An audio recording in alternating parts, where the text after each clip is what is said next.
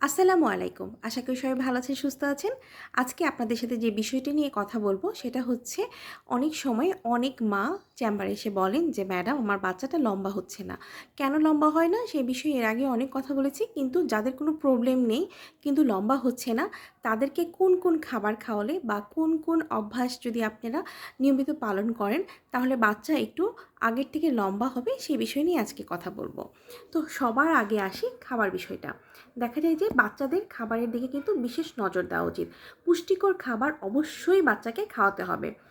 ১ number আসি protein সমৃদ্ধ খাবার। প্রোটিন সমৃদ্ধ খাবার কোনগুলো? ডিম, মুরগির মাংস, মাছ এবং ডাল হাড় ও পেশির বৃদ্ধিতে সহায়তা করে। তাহলে প্রোটিন সমৃদ্ধ এই খাবারগুলো বাচ্চাকে অবশ্যই খাওয়াতে হবে। ক্যালসিয়াম ও ভিটামিন ডি কোন খাবারে থাকে? দুধ, দই, চিজ এবং সূর্য থেকে যে ভিটামিন ডি হাড়ের গঠনে সহায়তা করে। তো আমি সবসময় বলি সূর্যে বসার জন্য যাতে রোদে প্রতিদিন অন্তত ১৫ মিনিট করে বসতে হবে ভিটামিন ডির জন্য। এগুলোতেও কিন্তু বাচ্চার বৃদ্ধি অনেক বেশি ভালো হয়।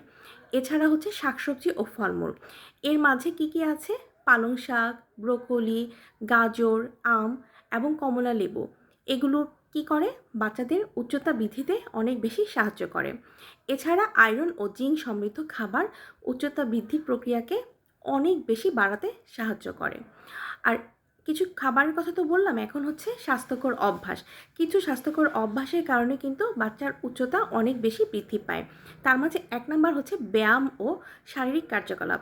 যেমন নিয়মিত যদি স্ট্রেচিং করা হয়, সাঁতার কাটা হয় এবং তার মাঝে যদি ব্যায়াম থাকে যেমন বাস্কেটবল ও সাইকেলিং, এগুলো কি করে? উচ্চতা বাড়াতে অনেক বেশি সাহায্য করে। ২ নাম্বার পর্যাপ্ত ঘুম। বাচ্চাদের জন্য পর্যাপ্ত ঘুম কিন্তু খুবই জরুরি। কারণ গ্রোথ হরমোন মূলত ঘুমের সময়ই কিন্তু এটা ক্ষরিত হয়। মানে যেটা আমি সবসময় বলি যে অবশ্যই ১০টা থেকে ২টা পর্যন্ত রাতে ঘুমাতে হবে।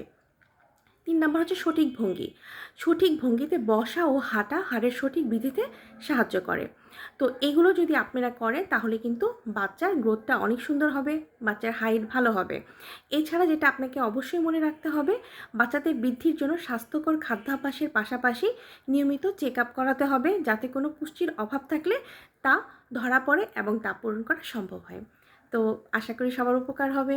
ভালো থাকবেন, সুস্থ থাকবেন। আল্লাহ হাফেজ।